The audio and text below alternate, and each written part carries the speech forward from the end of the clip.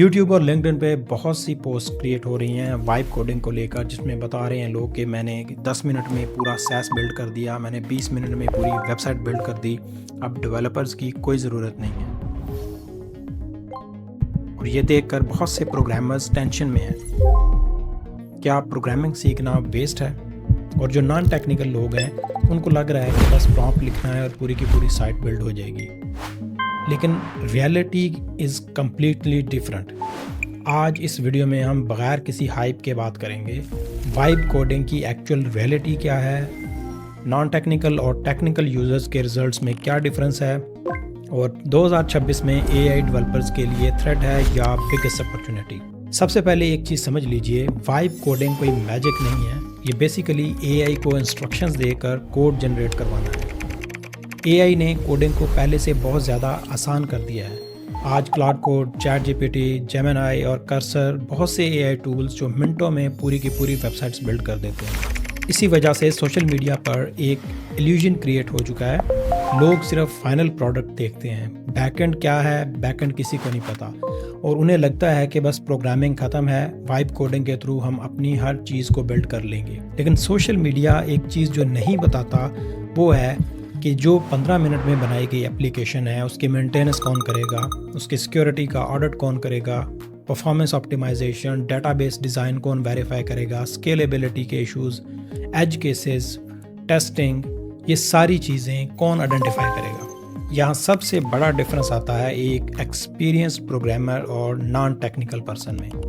दोनों same AI tools use करते हैं लेकिन आउटपुट कभी भी सेम नहीं होती, क्योंकि AI सिर्फ कोड जनरेट करता है, इंजीनियरिंग डिसीजन नहीं लेता। प्रोग्रामर को पता होता है कि किस आर्किटेक्चर की ज़रूरत है, किस डिज़ाइन पैटर्न को यूज़ करना है, डेटाबेस नॉर्मलाइज करनी है या नहीं करनी, कैशे कब लगानी है, ऑथेंटिकेशन कौन सी यूज़ करनी चाहिए, वैलिडेशन कहाँ होगी, एरर हैंडलिंग किस लेवल की करनी है, और ये सब कुछ नॉन टेक्निकल लोगों को नहीं पता होता। और सबसे इम्पोर्टेंट चीज़, बिजनेस रिक्वायरमेंट को सॉफ्टवेयर में ट्रांसलेट करना।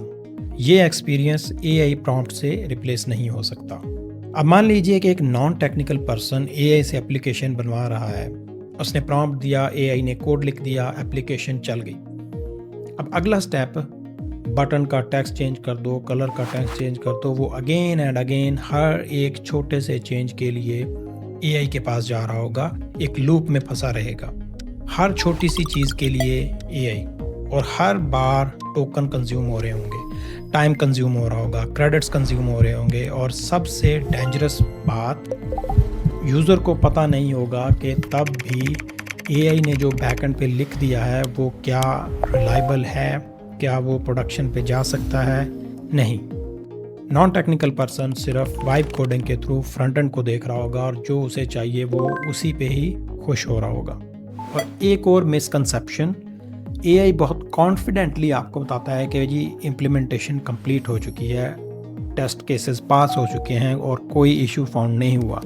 लेकिन जब एप्लीकेशन प्रोडक्शन में एक्चुअली टेस्ट होती है तो पता चलता है कि जी पूरे का पूरा फ्लो मिसिंग है, एज केसेस मिसिंग है, वैलिडेशन नहीं हुई, ऑथराइजेशन इनकम्प्लीट है, परफॉर्मेंस में इशू आ रहे हैं और बिजनेस फ्लो ही मिस हो गया। ये AI का फेलियर नहीं है, ये सॉफ्टवेयर इंजीनियरिंग की रियलिटी है। रियल सॉफ्टवेयर सिर्फ कोड लिखने का नाम नहीं है, रियल सॉफ्टवेयर वेरिफिकेशन का नाम नहीं है। कोडिंग सिर्फ सॉफ्टवेयर इंजीनियरिंग का एक पार्ट है। एक्चुअल सॉफ्टवेयर डेवलपमेंट में होता क्या है, requirement gathering, planning, architecture, database design, security, development, testing, documentation, deployments, और काफ़ी सारी ऐसी चीज़ें हैं जो छोटी छोटी इस प्रोसेस में इन्वॉल्व होती हैं, और फ्यूचर अपग्रेड्स जो कि मोस्ट इम्पॉर्टेंट होता है। AI कोडिंग फास्ट कर देता है लेकिन इंजीनियरिंग जजमेंट या फाइनल डिसीजन अभी भी इंसान के पास है, और वो प्रोग्रामर्स सही डिसीजन ले रहे होते हैं कि हमने क्या करवाना है। अब इसका मतलब ये नहीं कि नॉन टेक्निकल लोगों को AI यूज़ नहीं करना चाहिए, बिल्कुल नहीं। एक्चुअली में AI ने उनके लिए बहुत अपॉर्चुनिटीज़ क्रिएट की हैं। AI से आप रिसर्च करवाएं, डॉक्यूमेंटेशन, रिपोर्ट्स, प्रेजेंटेशंस, और बहुत से ऐसी चीज़ें हैं जो AI से नॉन टेक्निकल पर्सन्स ईज़िली कर सकते हैं। ऐसी चीज़ें जो आपको विजुअली नज़र आ रही हैं और आप उनको एक नज़र देखते ही पहचान लेते हैं कि इसमें क्या गलती है। कोडिंग का पार्ट जो होता है वो आपको नज़र नहीं आ रहा होता, उसके पीछे क्या लिखा गया है, लॉजिक्स क्या हैं, वो सारी चीज़ें प्रोग्रामर्स अच्छे से समझ सकते हैं। लेकिन जब बात आती है banking softwares, health care systems, government portals, बड़े बड़े solutions, large scale SaaS products या किसी भी बिजनेस क्रिटिकल सॉफ्टवेयर की, तो वहाँ पे सिर्फ कोड चल जाना काफ़ी नहीं होता। वहाँ पे स्टैंडर्ड्स होते हैं, कंप्लायंस, सिक्योरिटी, ऑडिट्स और बहुत सी ऐसी चीज़ें हैं जो वेरीफाई होती हैं एक पूरे लाइफ साइकिल को टेस्ट करते हुए। और इन सब के लिए एक एक्सपीरियंस प्रोग्रामर का होना ज़रूरी है। एक और चीज़ जो लोग इग्नोर कर देते हैं, एआई फ्री नहीं है। जैसे जैसे एआई के मॉडल्स पावरफुल होते जा रहे हैं वैसे वैसे उनकी प्राइसिंग भी इंक्रीज़ होती जा रही है। अगर आप लार्ज एप्लीकेशन जनरेट कर रहे हैं, कॉन्टैक्ट्स लंबा मेंटेन कर रहे हैं, मल्टीपल रिविजन्स बन रही हैं, तो टोकन बहुत ज़्यादा कंज्यूम होंगे। और जब एप्लीकेशन ग्रो करती है, मेंटेनेंस की कॉस्ट भी इंक्रीज़ हो जाती है। इसलिए सिर्फ 10 मिनट में बनाई गई एप्लीकेशन कंप्लीट स्टोरी नहीं होती, उसके बाद का सफ़र सबसे एक्सपेंसिव होता है। अब सबसे इम्पोर्टेंट क्वेश्चन, क्या एआई डेवलपर्स को रिप्लेस कर देगी? इन माय ओपिनियन नहीं, कंप्लीटली नहीं। एआई डेवलपर्स को रिप्लेस नहीं करेगी।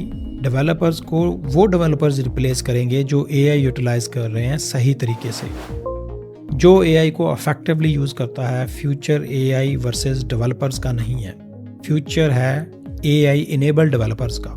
जो प्रोग्रामर फंडामेंटल समझता है और एआई को अपना फोर्स मल्टीप्लायर बना लेता है, उसकी प्रोडक्टिविटी पहले से बहुत ज़्यादा हो जाएगी।